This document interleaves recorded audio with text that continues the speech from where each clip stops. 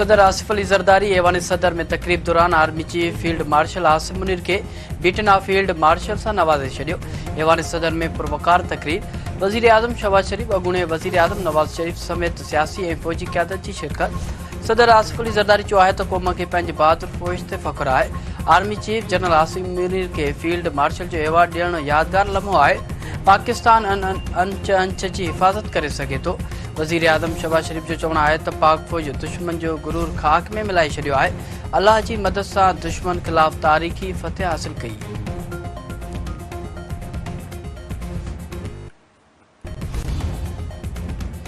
Field marshal general Asim Munir चयो है तो पाकिस्तान की हथियारबंद फौज हर वक्त तैयार है। उन्हें दुश्मन के पंहिंजी धरती और हवाई हदुन में भी दाख़िल थियण न ॾिनो। बलूचिस्तान में ॿारनि के निशानो बणाईंदड़नि खिलाफ भरपूर जवाबी कार्रवाई जारी है। मीडिया संदन फ़ख्र है जंहिं ॿुधायो तो हू रुगो सच ॻाल्हाईंदा आहिनि।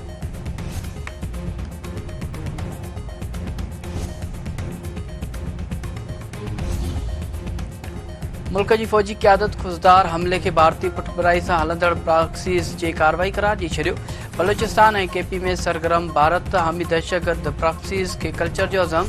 Army chief field marshal Asim Munir की सदारत हेठ कोर कमांडर्स कॉन्फ्रेंस ऑपरेशन बुनियाद मरसूस के हक की जंग में फैसलातो मरहलो करार दिनो वियो। मुल्की सलामती और खुद मुख्तियारी ते कंहिं भी किस्म के हमले जो मुंह टोड़ जवाब ॾियण जो ऐलान। Army chief field marshal Asim Munir जो चवण है तो अवामी ताकत जो सरचश्मो है। पाक फौज अवाम के एतमाद और उम्मीदन ते पूरो लहंदी। कोर कमांडर्स जो चवण है तो दहशतगर्दी लाए प्रॉक्सीज़ जो इस्तेमाल भारत की पुरानी आदत है। ताकत के इस्तेमाल और धमकी वाले रवैये जरिए मुल्क ते दबाव विझण की का भी कोशिश कामयाब थियण न ॾिनी वेंदी। बलूचिस्तान और केपी में भारतीय प्रॉक्सीज़ के खात्मे लाए हर मुमकिन कदम कया वेंदा। भारतीय अगराई खिलाफ पाक फौज की कामयाबी अवाम की हिमायत जो नतीजो है। पाकिस्तान जो मजबूत और वक़्तायतो दिफाई रिस्पॉन्स मिसाली है।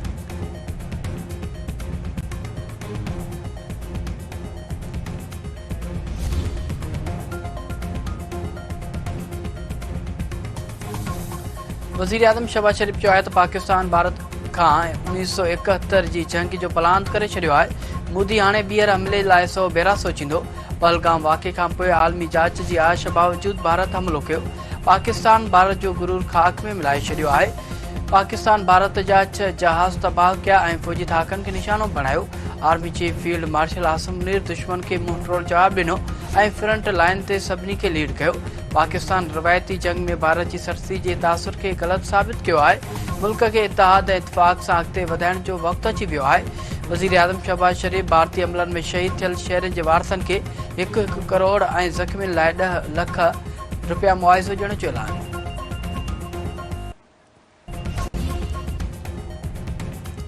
पीपी चेयरमैन बिलाल भुट्टो जरदारी से अमरीकी सफारत खाने के इंचार्ज निताली बेकर की मुलाकात। पाक भारत जंगबंदी समेत खिते की सूरत हाल ते ॻाल्हियूं। बिलाल भुट्टो जरदारी जो चवण है तो जंगबंदी मुआहदे में अमरीकी सदर डोनाल्ड ट्रंप जो किरदार साराह जोगो है। पाकिस्तान अमरीका से वापारी लागापन में वधिक मजबूती जो ख्वाहिशमंद है। पाकिस्तान खिते में तकरारन के हल लाए भारत से गॾु बीठल है।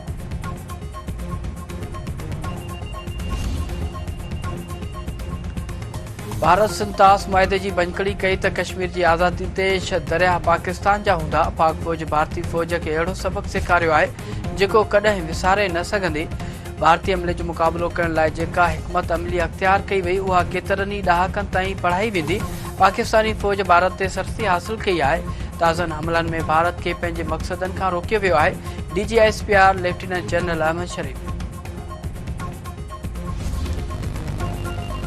बलूचिस्तान के इलाके खुजदार में आर्मी पब्लिक स्कूल बस से हमले सबब जख्मी थियल एक वधीक निगरी पोत शहीदन जो अंग वधी 4 थी वियो। 8वीं क्लास की शागिर्दणी सहर सलीम दम धनी हवाले कियो। सिक्योरिटी जरिए जो चवण है तो खुजदार में स्कूल बस से हमले में भारतीय प्रॉक्सीज़ मुलवस है। बलूचिस्तान और केपी में दहशतगर्दी लाए भारत प्रॉक्सीज़ के इस्तेमाल कर रहो है। मोरे में सूबाई घरू वजीर ज़ियाउल हसन लंजार के घर से हमले और बाहि ॾियण जो केस दाख़िल।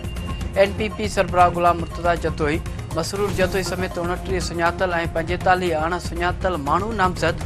SSP नौशरो फिरोज संगार मलक बदली। CPO रिपोर्ट करने जो हुकुम बशीर ब्रोही नो SSP नौशरो फिरोज मुकर्रर।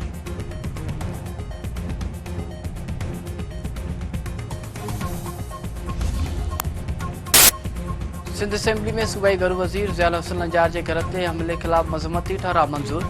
इस्लामाबाद हवाई अड्डे जो नालो शहीद बेनज़ीर भुट्टो के नाले से बहाल करण के ठहराव की भी मंजूरी। सूबाई वज़ीर सईद गनी तरफा गैर कानूनी इमारतूं किराइण जो हुक्म कम आउटसोर्स जो ऐलान। कराची समेत समूरे सिंध में लोडशेडिंग खिलाफ मुअमली की रिथ पेश। ज़ियाउल हसन लंजार जो चवण है त के इलेक्ट्रिक जो CEO पेश न थियो त गिरफ्तारी वारंट जारी किया वेंदा।